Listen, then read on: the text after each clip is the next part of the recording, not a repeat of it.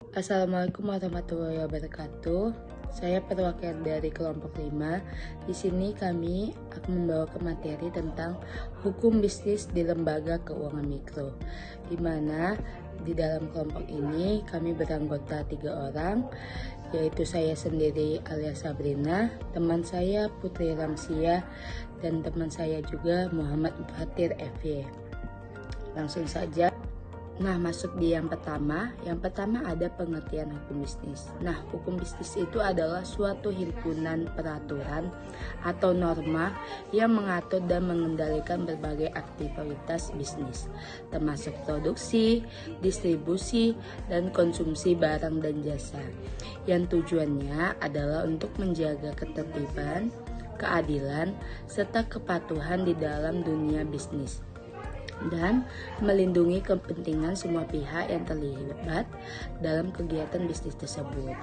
Nah, biasa menurut Fuadi mengatakan bahwasannya hukum bisnis adalah sekumpulan norma dan asas-asas yang berkenaan dengan suatu bisnis.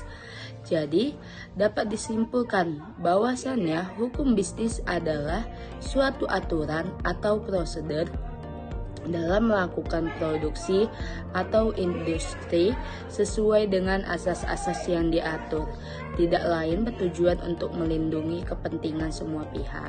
Nah, yang kedua itu ada pengertian lembaga keuangan mikro atau bisa sering kita dengar adalah LKM. Nah, menurut Banina dan Rosiana, lembaga keuangan mikro itu berfungsi sebagai alat untuk memobilisasi sosial dan pengurangan kemiskinan yang semakin menunjukkan peran strategisnya. Nah, LKM ini merupakan suatu entitas yang didirikan khusus untuk layanan keuangan. Nah, biasa dia bertujuan untuk mendukung perkembangan usaha dan pemberdayaan masyarakat. Nah, lembaga ini menawarkan berbagai jasa termasuk pembiayaan, pinjaman, serta pengelolaan simpanan untuk usaha berskala mikro yang ditujukan kepada masyarakat. Nah, lembaga keuangan mikro ini tidak hanya berfungsi sebagai sarana bagi masyarakat, tetapi juga menyediakan layanan yang berkualitas, khususnya bagi mereka yang memiliki pendapatan rendah. Adapun jenis lembaga keuangan mikro. Nah, ada juga yang pertama itu ada Balai Kredit Desa atau disebut juga dengan BKD. Yang kedua ada Lembaga Dana Kredit Pendesaan. Yang ketiga ada Lembaga Perkreditan Desa atau LPD. Nah, yang keempat ada Lembaga Perkreditan Kecamatan atau LPK. Dan yang terakhir ada Baitul Manual Tamwil atau BMT, Lembaga Keuangan Mikro Syariah. Tujuan lembaga keuangan mikro. Lembaga keuangan mikro atau yang disingkat dengan LKM ini tidak hanya berfungsi untuk mempermudah akses bagi masyarakat yang berpenghasilan rendah, tetapi juga untuk memenuhi kebutuhan keuangan, yaitu diperlukan dalam mencapai sarana pembangunan bagi masyarakat. LKM ini memiliki 3 tujuan, antara lain tujuan pertama itu adalah untuk memperluas akses pendanaan mikro bagi masyarakat, dan tujuan yang kedua yaitu adalah untuk peningkatan pemberdayaan ekonomi dan produktivitas masyarakat merupakan tujuan utama, dan yang ketiga yaitu adalah untuk meningkatkan pendapatan dan kesejahteraan masyarakat, khususnya bagi kelompok masyarakat yang kurang mampu, sehingga mereka dapat menjadi masyarakat yang mandiri. Kedua, itu adalah fungsi lembaga keuangan mikro. Adapun fungsi lembaga keuangan mikro atau yang disingkat dengan LKM dalam mendukung pembangunan ekonomi masyarakat mencakup berbagai aspek penting, antara lain yang pertama itu adalah memberikan pembiayaan modal yang berperan sebagai pinjaman untuk usaha kepada UMKM dan masyarakat kecil. Nah, yang kedua itu adalah pengelolaan simpanan yang berperan dalam pengelolaan dana masyarakat yang berupa tabungan dan deposito. Yang ketiga yaitu adalah menyediakan layanan konsultasi. Ini bertujuan untuk membantu masyarakat dalam mengembangkan usaha serta mengelola administrasi keuangan secara aktif. ataupun secara efektif. Selanjutnya itu adalah aspek hukum dalam lembaga keuangan mikro. Lembaga keuangan mikro atau disingkat dengan LKM ini juga memainkan peran penting dalam memberikan akses layanan keuangan kepada masyarakat berpenghasilan rendah yang tidak bisa terjangkau dan oleh bank konvensional. Adanya aspek hukum yang mengatur dalam lembaga keuangan mikro ini dapat memberikan dampak yang jelas untuk melakukan dalam peroperasian keuangan, baik itu berupa pinjaman, pembiayaan atau penyimpanan yang dilakukan. Hal ini akan lebih efektif dalam meningkatkan kesejahteraan masyarakat. Adapun aspek hukum di lembaga keuangan mikro yaitu berdasarkan hukum yang telah ditetapkan pemerintah pada Undang-Undang Nomor 1 Tahun 2013 tentang lembaga keuangan mikro, di mana di dalam undang-undang tersebut mengatur segala kegiatan usaha lembaga keuangan mikro, diantaranya yaitu adalah jasa pengembangan usaha dan pemberdayaan masyarakat, baik melalui pinjaman atau pembiayaan maupun pengelolaan simpanan, serta jasa konsultasi dalam pengembangan suatu usaha atau yang disingkat dengan LKM yang berada di satu wilayah, desa atau kelurahan atau kabupaten ataupun kota sesuai perizinan pada skala mikro yang diberikan kepada masyarakat. Sedangkan aspek hukum dalam pendirian LKM harus memiliki penyeratan yang telah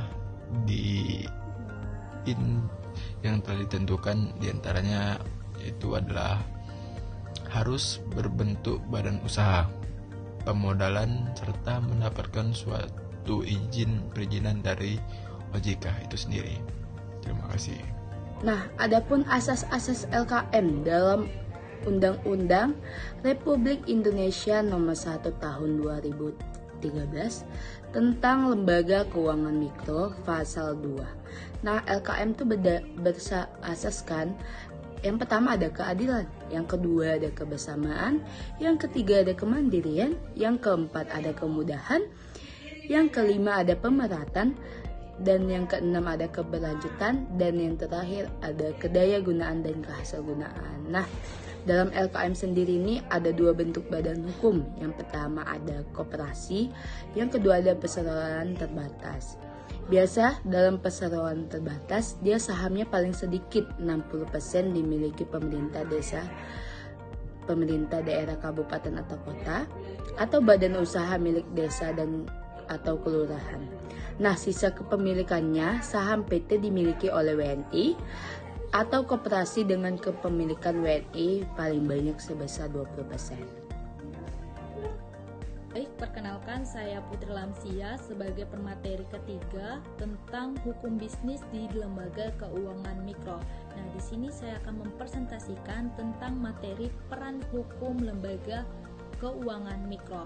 Nah, dalam pemaparan yang sudah ditampilkan pada PPT tersebut menjelaskan bahwasannya peran hukum dalam lembaga keuangan mikro tersebut memiliki peran yang sangat penting dalam menjaganya stabilitas dan transparansi operasional lembaga keuangan mikro itu sendiri. Nah, fungsinya adalah melindungi semua pihak yang terlibat dan mendukung yang namanya kesejahteraan masyarakat melalui pengembangan usaha mikro dan kecil. Nah, selain menjaga kestabilan dan transparansi operasional keuangan lembaga keuangan mikro itu sendiri, nah peran hukum dalam lembaga keuangan mikro itu sendiri juga berperan sebagai memastikan ketertiban, perlindungan, hak asasi manusia, dan pembatasan yang adil bagi masyarakat sendiri. Nah, dalam konteks lembaga keuangan mikro, hukum melindungi konsumen dan pelaku usaha dari potensi penyimpangan. Nah, serta memberikan sanksi bagi pelanggar yang terjadi sehingga menciptakan yang namanya operasional yang aman dan terarah. Nah, itulah penjelasan tentang peran hukum lembaga keuangan mikro yang sudah dipaparkan di materi tersebut. Kemudian adapun contoh kasus yang kami ambil tentang hukum bisnis di lembaga keuangan mikro. Nah, contoh kasus yang kami ambil di mana di sini menjelaskan bahwasannya di PPT menerangkan bahwasannya Otoritas Jasa Keuangan atau OJK mengungkapkan kasus tindak pidana perbankan senilai 6,28 miliar yang dilakukan oleh Komisaris BPR Murti Arta Mas Sejahtera atau dikenal dengan sebutan MAMS yang dilakukan oleh inisial H. Nah, di mana inisial H ini menggunakan dana tersebut untuk kepentingan pribadinya. Nah, menurut Kepala Departemen Penyidikan Sektor Jasa Keuangan atau Rohman Sunanto menyatakan bahwasannya kasus ini terungkap melalui pengawasan yang dilakukan oleh Otoritas Jasa Keuangan terhadap BPR MAMS. Nah, yang ditindaklanjuti oleh tim penyidiknya. Nah, apa sih modus yang dilakukan oleh inisial H tersebut? Nah, adapun modus yang dilakukan atau digunakan inisial H tersebut adalah melakukan atau melibatkan pencatatan palsu dalam laporan keuangan, dokumen usaha, serta laporan transaksi dengan sengaja untuk menghilangkan pencatatan tersebut di pembukuan BPR MAMS. Nah, itulah contoh kasus dari hukum bisnis di lembaga keuangan mikro. Nah, selanjutnya dari contoh kasus di PPT tersebut, adapun analisis kasus yang dilakukan dalam kasus tersebut, kasus yang terjadi pada Komisaris BPR Murti Arta Mas Sejahtera atau MAMS yang dilakukan oleh A, di mana PT MAMS sebuah bank Perkreditan Rakyat atau BPR berada di bawah pengawasan OJK sesuai Undang-Undang Nomor 21 tahun 2011. Nah, dalam kasus ini adapun analisis kasus yang dilakukan, yang pertama adapun pelanggaran hukum yang dilakukan oleh inisial H, yaitu melanggar pasal 49 ayat 1 huruf A Undang-Undang Nomor 10 tahun 1998 tentang perbankan terkait manipulasi atau pencatatan palsu dokumen. Nah, dan juga bertentangan dengan Undang-Undang Nomor 1 Tahun 2013 tentang Lembaga Keuangan Mikro yang mewajibkan bahwasannya lembaga keuangan mikro harus transparansi dan akuntabilitas. Nah, adapun sanksi yang diterima oleh inisial H tersebut adalah ancaman pidana hingga 15 tahun penjara dan denda senilai 200 miliar, sanksi administrasi hingga pencabutan izin usaha. Nah, adapun tindakan Otoritas Jasa Keuangan yang dilakukan adalah menyelidiki, menyita dokumen, dan menyerahkan kasus ke kejaksaan. Serta dalam kasus yang dilakukan inisial H tersebut, OJK melakukan tindakan mencabut izin usaha PT MAMS sejak 26 Agustus tahun 2016 untuk melindungi kepentingan publik dan menjaga kepercayaan masyarakat terhadap perbankan. Nah, dari analisis ini dapat disimpulkan bahwasannya penyelewengan keuangan dan manipulasi laporan yang dilakukan oleh inisial H di PT MAMS tersebut oleh internal BPR melanggar prinsip kejujuran dan akuntabilitas, menegaskan bahwasannya pentingnya pengawasan ketat yang dilakukan oleh Otoritas Jasa Keuangan. Nah, inilah analisis kasus yang terjadi dalam contoh kasus pada PT MAMS atau PT Komisaris BPR Murti Arta Mas Sejahtera yang dilakukan oleh inisial H. Nah, mungkin itu saja dari materi kami. Apabila ada kesalahan kata, kami mohon maaf. Kepada Allah mohon maaf ampun. Terima kasih kepada semuanya. Wassalamualaikum warahmatullahi wabarakatuh.